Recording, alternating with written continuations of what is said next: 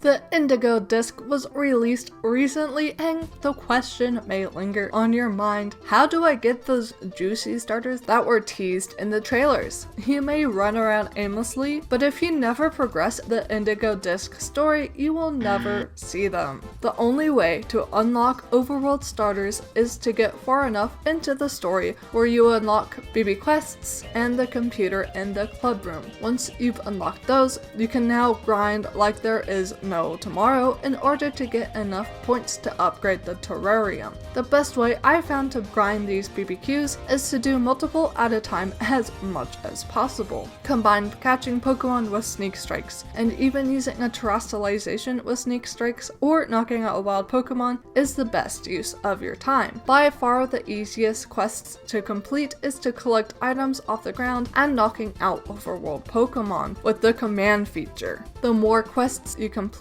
the more specific and quote-unquote difficult they'll become. But if you have explored every inch of the terrarium, it will be no big deal to grind up 3,000 BB points 4 times in a row. Once you contact the team and donate your BB points, 6 starters will appear in the selected area. If you've already caught and bred some of the starters from those special 7-star raids, you can look up and see where they will appear. When searching for starters, make sure to check areas like Torchlit Labyrinth and Chargestone Cavern, as it's more likely that it will be a spawn area for one of the starters. After you found your starters, it's time to shiny hunt them. Of course, it's less than likely that it will be an easy to isolate encounter. Look! Mudkip is the only water type that spawns in Torchlit Labyrinth. Let's hunt him!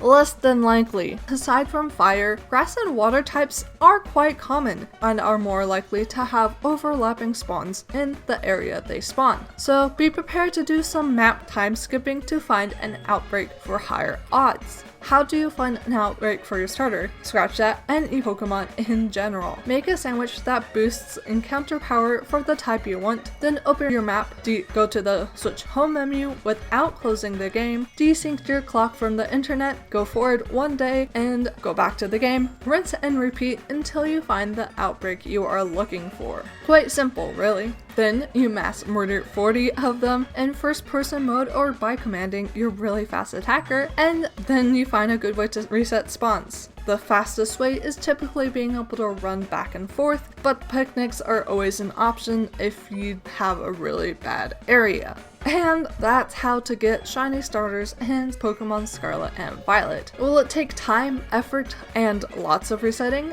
More than likely. But it'll all be worth it to run as your favorite childhood Pokemon. Tune in next week for my exciting saga of my DLC playthrough. And I'll see you guys all in the next video. Bye!